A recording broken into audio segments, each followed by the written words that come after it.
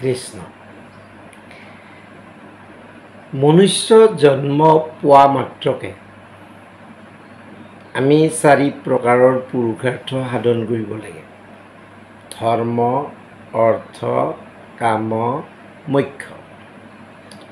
বাকি 3 প্ৰকাৰৰ আমি সাধন কৰিয়ে থাকোঁ। পুৰুষাৰ্থ কাৰণে প্ৰযত্ন কৰিয়ে থাকোঁ। কিন্তু মোক্ষৰ কাৰণে একেবাৰে কম সংখ্যক তাকৰ জীৱ বুলি ক'লেও ক'ব পাৰি, মানুহ বুলি ক'লেও ক'ব পাৰি, প্ৰযত্ন কৰে। ধৰ্ম অৰ্থ কামৰ কাৰণে যিমানে কৰে, মোক্ষৰ কাৰণে নকৰে।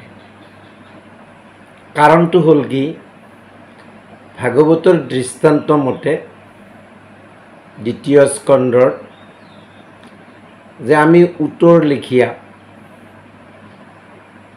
প্ৰতিদিনে কাঁইট খাই আমি বহুত কষ্ট পাওঁ, কিন্তু তথাপিতো কাঁইট খাবলৈ নেৰে উঠে। আমাৰ জীৱনতো নানা ঘাত প্ৰতিঘাত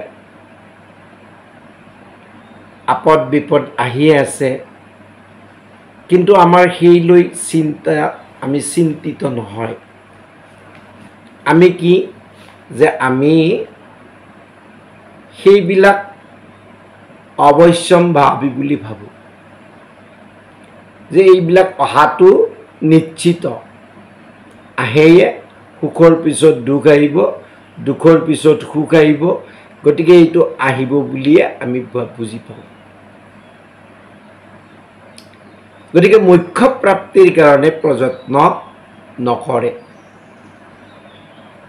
কোনে কৰে মোক্ষ প্ৰাপ্তিৰ কাৰণে প্ৰযত্ন? বোলে মোক্ষ প্ৰাপ্তিৰ কাৰণে প্ৰযত্ন সেইসকলে কৰে যাৰ জীৱনত বিষাদ আহে, নাইবা পৰীক্ষিতৰ দৰে সংঘাত আহে, নাইবা অৰ্জুনৰ দৰে বিষাদ আহে। আৰু যদি বিষাদ আহে, তেতিয়া মানুহে মোক্ষ প্ৰাপ্তিৰ কাৰণে যত্ন কৰিব পাৰে। এতিয়া বিষাদ জগতে আচলতে আধ্যাত্মিক জীৱনৰ সূত্ৰপাত হয়। আৰু আত্যন্তিক দুখৰ নিবৃত্তি কৰি ঐকান্তিক সুখ বা পৰমানন্দ স্বৰূপ মোক্ষ প্ৰাপ্তিতে জীৱনৰ শেষ অধ্যায় বা চৰম প্ৰাপ্তি ঘটে। ভাৰতীয় যি হৰদৰ্শন আছে, ন্যায় বৈশেষিক আদি কৰি বেদান্ত, তাৰো মূল কথা কিন্তু এইটোৱে, এই জগত দুঃখালয়ম বুলি কৈছে, দুখৰ আলয়। এই জগত দুখৰ আলয়, দুখময় গৃহতেকে সুখৰ আশা কৰি থাকোঁ আমি। এতিয়া আত্যন্তিক দুখৰ নিবৃত্তি কৰি ঐকান্তিক সুখ অথবা পৰমানন্দ লাভ কৰাটোৱে আচলতে মনুষ্য জীৱনৰ একমাত্ৰ পুৰুষাৰ্থ হোৱা উচিত। পুৰুষাৰ্থ হোৱা, আৰু ইয়াকে আচলতে মোক্ষ প্ৰাপ্তি বোলে। অৱশ্যে হৰদৰ্শনত দুখ নিবৃত্তিৰ উপায় ভিন্ন ভিন্ন দিছে, যেনে জ্ঞানাত মুক্তি আদি নানান ধৰণৰ ভিন্ন ভিন্নভাৱে দৰ্শন প্ৰণেতাসকলে, ঋষিসকলে নিৰ্দেশ কৰিছে যে এনেকৈ গ'লে আমি মোক্ষ প্ৰাপ্তি কৰিব পাৰোঁ বা দুখৰ পৰা নিবৃত্ত হ'ব পাৰোঁ, বা এই পথেদি গ'লে আমি দুখৰ পৰা নিবৃত্ত হ'ব পাৰোঁ। কিন্তু ভগৱান কৃষ্ণই গীতাত সকলো দৰ্শনৰ যি মতবাদ, তাক আত্মসাৎ কৰি এক সাৰ্বভৌম গীতা ধৰ্ম বা গীতা মতবাদ প্ৰচাৰ কৰিছে। সকলো দৰ্শনক আত্মসাৎ কৰি। এতিয়া কথা হ'ল কি, যে যি পৰ্যন্ত বিষাদৰ ছায়াই হৃদয় স্পৰ্শ নকৰে, সেই পৰ্যন্ত মানুহ আধ্যাত্মিক জীৱনৰ পাতনি নেমেলে। মানুহে আধ্যাত্মিক জীৱনৰ পাতনি কেতিয়াও নেমেলে।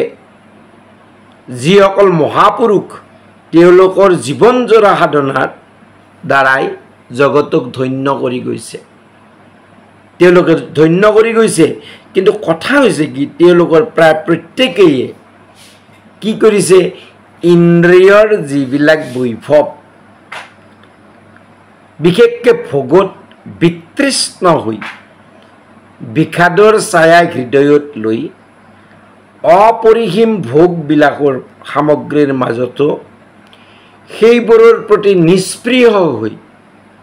নিষ্প্ৰিয় একেবাৰে হৈ উদাসীন ভাৱ দেশ কৰি কি হ'ল, তেওঁলোকে নিত্য সত্য বস্তুৰ সন্ধানত মন প্ৰাণ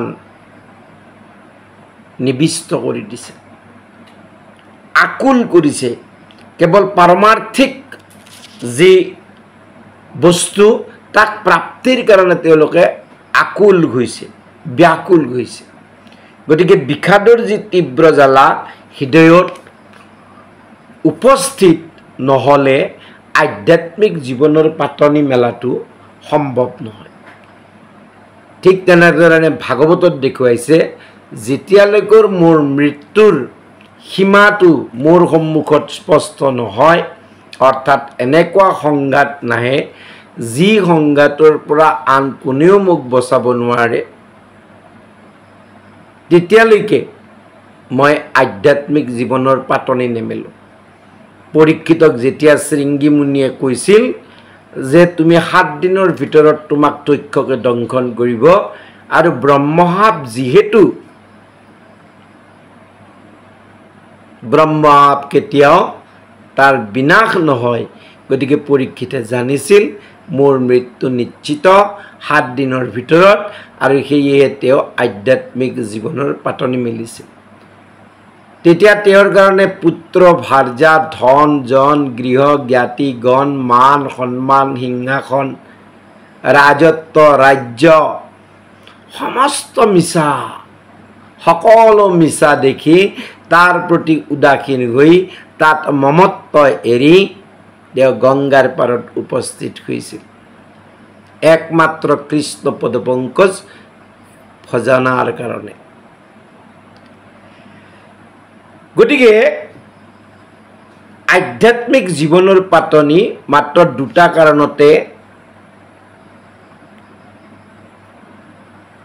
আৰম্ভ হ'ব পাৰে।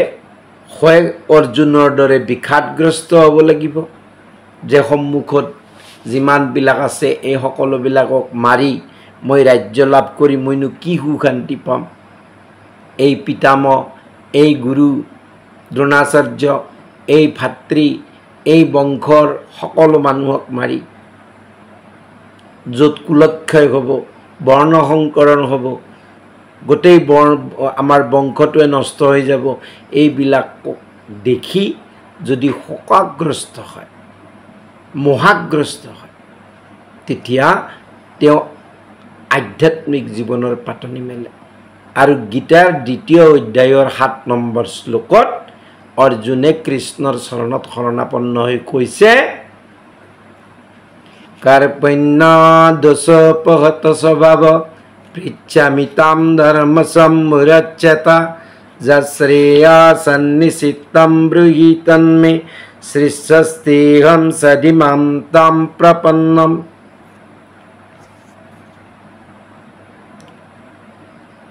হে কৃষ্ণ, হে কেশৱ, মই চিত্তৰ দীনতাত অভিভূত হৈছোঁ।